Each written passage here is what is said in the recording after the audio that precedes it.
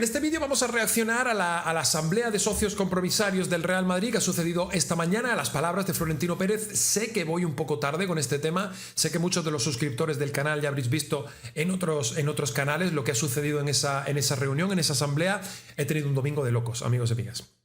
Han venido familiares desde lejos a verme y hoy la verdad es que no he podido estar todo lo activo que me hubiera gustado. Como comprenderéis, también tengo familia, también tengo que atender este tema y bueno, sí me gustaría reaccionar ahora porque ha tocado un montón de temas muy importantes para el presente y para el futuro del Real Madrid. Ha hablado de la no asistencia a la gala al Balón de Oro, ha hablado de la UEFA, ha hablado de Vinicius Junior, del nuevo modelo de propiedad, ha hablado, en fin, de un montón de temas que tienen que ver, ¿no?, con cómo está el Real Madrid, lo que podemos esperar en el futuro a corto y medio plazo, ¿no?, del Real Madrid. Así que venga, vamos a reaccionar al discurso de Florentino Pérez y ya sabes, si te gusta este tipo de contenido lo puedes apoyar dejando un fuerte like o suscribiéndote al canal, que es completamente gratis. Vengo advirtiendo desde hace tiempo que nuestro querido deporte está herido de gravedad. Son muchos los indicadores sociales y económicos que así lo demuestran. Nunca la situación estuvo tan deteriorada como ahora. Prácticamente todas las grandes ligas sufren un retroceso muy importante.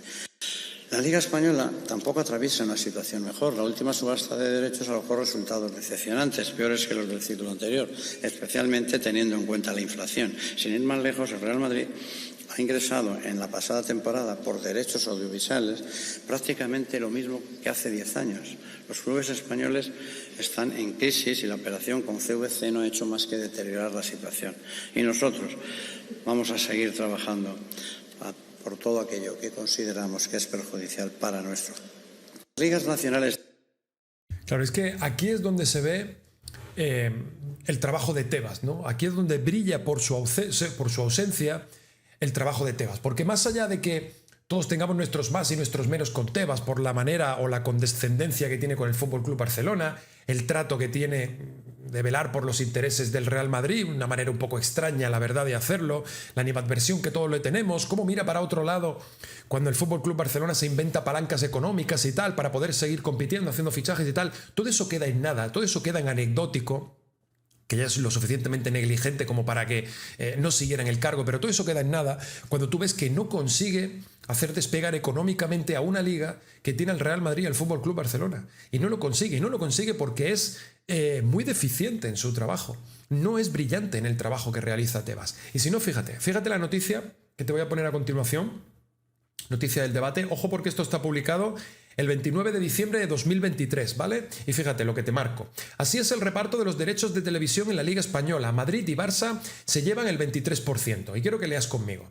La Liga ha hecho públicos los datos económicos del reparto por temporada de la comercialización de los derechos de televisión de los equipos de la Liga y Española, torneo en el que claramente Real Madrid y Barcelona, como es lógico, ganan más dinero que el resto. Esto es completamente normal. Y ahora, en total, se han recaudado 1.370 millones de euros, de los que el Real Madrid se llevó 155,79. Esto es importante que te quedes con este dato porque vamos a ir ahora a la Premier. 155,79. Como puedes ver aquí el Barça, 155,10. Más o menos lo mismo. Pero es que fíjate, cuando ahora lo comparamos con la Premier. Del récord del Manchester City a los 121 millones del colista. El reparto por televisión en la Premier 22-23. Los campeones ingresaron 206,5 millones de euros gracias al título y los 29 repartido que televisaron en Reino Unido. En total, la liga inglesa repartió 3.259. Fíjate tú qué diferencia. Fíjate tú qué diferencia. De los 1.370 de España, 3.259 de la Premier. Bueno, pues mírate ahora este gráfico que te vas a quedar muy loco. El Real Madrid, te dije antes, ¿te acuerdas del dato? 155, ¿correcto? 155. Bueno, pues si te pones aquí a mirar, el Real Madrid percibe más o menos lo mismo que el Tottenham Hotspur. ¿Dónde se ha visto que el Real Madrid por derechos de televisión perciba lo mismo que el Tottenham Hotspur? El equipo más laureado de Europa, el equipo más importante del mundo, lo mismo que el Tottenham, o 4 millones más que el Tottenham, queda por detrás del Liverpool, por supuesto detrás del Newcastle, detrás del United, detrás del Arsenal y por supuesto pues a 20 millones, ¿no? 20 y algo millones del Manchester City. Oye, te digo una cosa, 20 y algo millones, se hacen muchas cosas con 20 millones, ¿eh? Y sin embargo ves como el Real Madrid está más cerca, pues, del Brighton, más cerca del Aston Villa, incluso del Brentford, ¿no? Antes que del Manchester City, o sea, todo esto te habla a las claras de del deficiente trabajo de Tebas. Es normal que Florentino Pérez saque el látigo para decir, oye, que está muy bien esto de estar todo el día en Twitter respondiendo a youtubers y respondiendo a periodistas y tal, pero que luego donde debería destacar tu trabajo, donde debería verse de verdad tu buen desempeño como CEO de la Liga Española, bueno, pues deja muchísimo que desear, ¿no? Ya estás viendo el Real Madrid percibiendo un dinero muy parecido al del Tottenham y más cerca del Brighton que del Manchester City, por ponerte un ejemplo, una cosa absolutamente brutal. Tienen cada vez más dificultades. Las competiciones europeas tampoco muestran un mejor panorama. El nuevo formato de la Champions ha demostrado, como vaticinábamos, que no es la solución a los problemas y los datos son incontestables. En el plano deportivo impone un sistema injusto, sin partidos de ida y vuelta y con un grupo único de 36 equipos que nadie entiende. Y en el plano económico, como los operadores televisivos tienen muy claro que ha aumentado el número de partidos intrascendentes, el valor de cada partido ha bajado muy sensiblemente, casi un 30% por club y por partido. Dicho de otro modo, UEFA ha aumentado el número de partidos, pero cada partido vale mucho menos que antes. Y la competición solo despertará la pasión de los aficionados al final de la temporada y no desde su comienzo, como sería de esperar. El resultado es la decadencia. Es que esto es lo que veníamos hablando, ¿no? O sea, el problema de la Champions es que empezaba a interesar a partir de la ronda de octavos. Y lo que propone Florentino Pérez con la Superliga es repetir más partidos como los que hay a partir de la ronda de octavos, que los grandes se enfrenten más veces entre ellos, porque eso al final es lo que atrae a los aficionados, ¿no? Fíjate, te voy a poner aquí en pantalla la clasificación de la Champions y que me disculpen los aficionados de los equipos que voy a mencionar, pero está el Slavia de Bratislava, está el Estrella Roja, el Young Boys, el Sturm Graz, está el Bolonia, está el Girona, el Salzburgo, el Shakhtar, el Stuttgart, el Spartak de Praga, el Brujas, o sea, hay una cantidad de equipos que no interesan a nadie, que tienen una base social detrás de aficionados muy pequeña y que nadie invita a ver esos partidos. La gente quiere ver más partidos del Liverpool, más partidos del Inter, del Barça, del Borussia Dortmund, del Real Madrid, del City, de la Juve, del Arsenal. Pues si eso es lo que quiere la gente y ahí de verdad es donde está el dinero,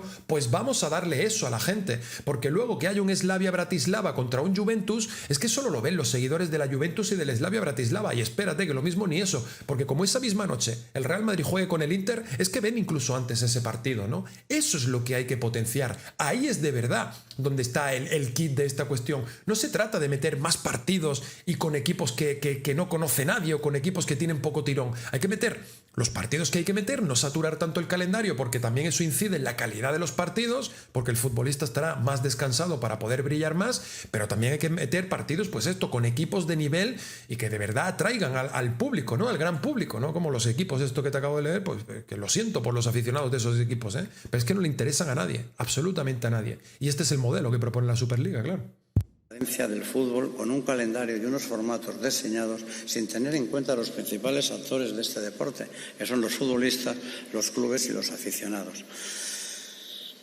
Para mí, la situación del fútbol actual es el reflejo de una gestión que ha perdido de vista lo más esencial, que es la satisfacción de los aficionados y la salud de los jugadores.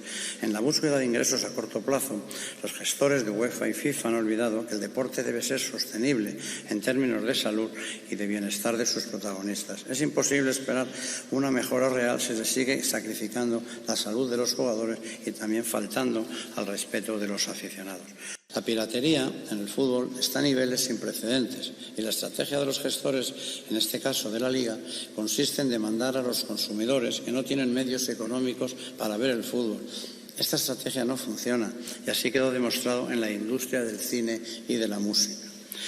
Igual que hice el año pasado, cuando les hablé de cómo un gigante como Kodak se arruinó por negar la realidad y no saber abrazar las nuevas tecnologías, hoy me tomaré un momento para contarles a los más jóvenes aquí presentes la historia de dos compañías, Blockbuster y Netflix, ejemplos de cómo la innovación y la adaptación a las necesidades del consumidor pueden cambiar todo en una industria.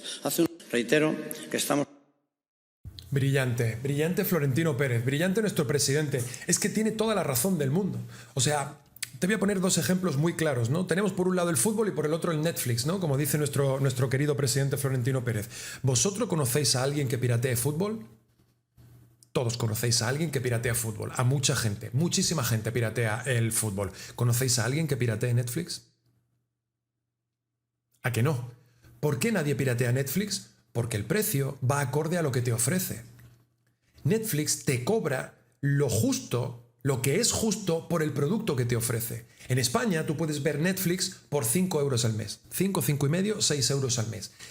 Es un precio tan asumible para todas las economías distintas, todas las clases sociales que tenemos aquí en España, que nadie piratea Netflix, porque te sale más sencillo pagar 5 o 6 euros al mes con tal de meterte en el engorro y de todas las incomodidades que te da el piratearlo. El problema está en el precio que se le quiere poner al fútbol. El fútbol siempre ha sido un entretenimiento para un público masivo y lo quieren convertir en un deporte de lujo, lo quieren convertir para clases elitistas. No, mire usted, esto no funciona así. Si tú al fútbol le pones un precio justo y dices, mira, vamos a sacar una serie de paquetes distintos para poder disfrutar del fútbol. Si quieres ver la Liga, tiene un precio. Me lo invento, ¿vale? La Liga vale 5 euros al mes.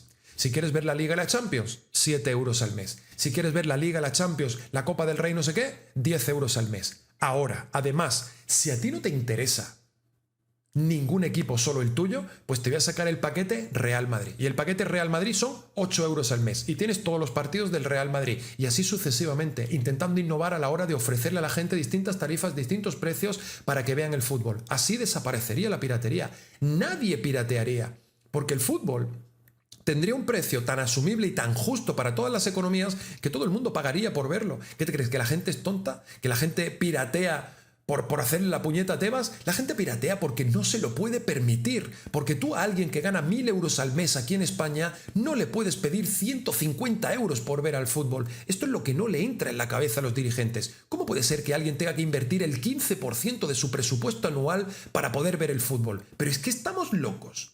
Estamos locos. A la gente dale un precio razonable, un precio asequible, un precio ajustado y la gente no pirateará. Esto es así de sencillo. Por eso es muy bueno lo del ejemplo de Netflix. Estamos ante un momento histórico. La sentencia de la Superliga nos ha devuelto la libertad, como comprobarán en el futuro.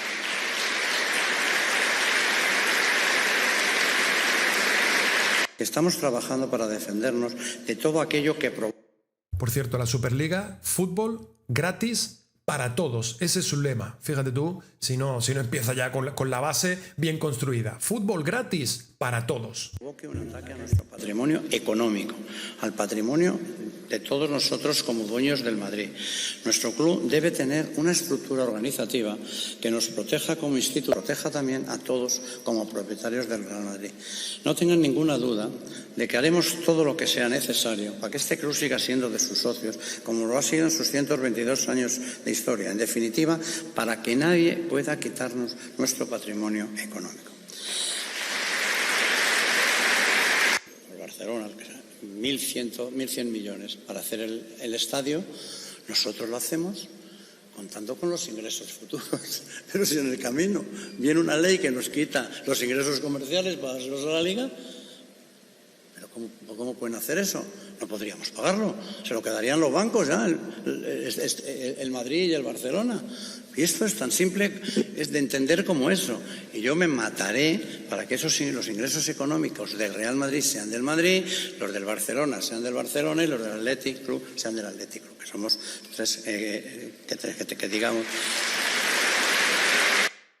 Bravo, presidente. Esto tiene que ver con el nuevo modelo de propiedad que propone Florentino Pérez. Tenéis ya subido en el canal el vídeo en el que os explico a la perfección, al menos de momento, lo que se propone. Todo esto obviamente va a haber un referéndum para votarlo y tal, pero te lo resumo muy rápidamente. Hay una nueva enmienda en la nueva ley del deporte que dice que la Liga podría tener el control sobre el patrimonio del Real Madrid y en lugar de pertenecerle a sus socios, pasaría a pertenecer a la Liga, que podría dividir los beneficios entre el resto de equipos de la Liga. En fin, una cosa absolutamente macabra, una cosa tétrica. Y Florentino Pérez, con el nuevo modelo mixto, vamos a decir, que propone entre el modelo actual del club pertenece a sus socios y el modelo más radical, que sería sociedad anónima deportiva, pertenecer a una empresa o a una persona, familia, a una persona, a un grupo de inversión o lo que sea, bueno, pues es una especie de modelo mixto en el que cada socio tendría una acción. Cada socio tendría una acción, el Real Madrid se convertiría en una empresa, pero la empresa al final sería de sus socios, que tendría cada uno una acción. Y esa acción tú no la podrías ni vender, ni traspasar, no podrías hacer nada con ella, salvo que quedártela y, eso sí, sería hereditaria de padres a hijos. Lo digo porque no estaría permitido que una empresa empezase a acumular acciones haciendo ofertas a privados, ¿no? A socios por su cuenta, diciéndole, oye, te ofrezco tal por tu acción. No, eso no estaría permitido por lo que ha explicado Florentino Pérez. Igualmente lo volverá a explicar de nuevo, se va a sacar a referéndum y todavía esto está muy verde, le queda un poquito, ¿no? Pero más o menos para que sepáis por dónde andan los tiros de lo que propone el bueno de Florentino Pérez, nuestro presidente, que al fin y al cabo lo que quiere es que los socios del Real Madrid sigan siendo los dueños del patrimonio del club, del estadio, de la ciudad deportiva, del pabellón de baloncesto y de todo esto, ¿no? Y eso es lo que quería intentar Tebas, arrebatarnos todo. De estos 4 países, alguno ni siquiera incluyen a Vinicius entre los 10 mejores. O sea, no le dan ni un punto. Mire, de verdad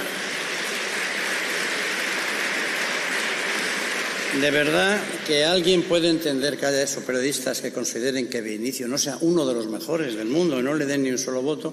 Mire, por lo menos de esos 4 países que le he hablado, el periodista finlandés ha dimitido, reconociendo su error a la hora de votar, y ha dicho que no formará nunca más parte del jurado del Balón de Oro. Pues mire, se lo agradezco, por lo menos lo reconoce. Habría que preguntarle a los organizadores del Balón de Oro cuáles son los criterios por los que se elige a los periodistas que nadie conoce, que son 100 o no sé, pocos. Nadie los conoce, ¿no? Pero es evidente que pueden hacer lo que quieran sin tener ningún coste. Yo creo primero le preguntaría a France Football y al equipo que creó con el Madrid la Copa de Europa en los años 50, como lo he dicho, frente a la oposición de la UEFA, si tiene mucho sentido asociarse ahora con la UEFA en este momento tan especial en el que los clubes europeos estamos luchando por nuestra libertad y supervivencia, y en el que los tribunales de la Unión han sentenciado que la UEFA viene ejerciendo un abuso de monopolio. Es el momento de juntarse para, por primera vez en la historia, para decidir quién es el...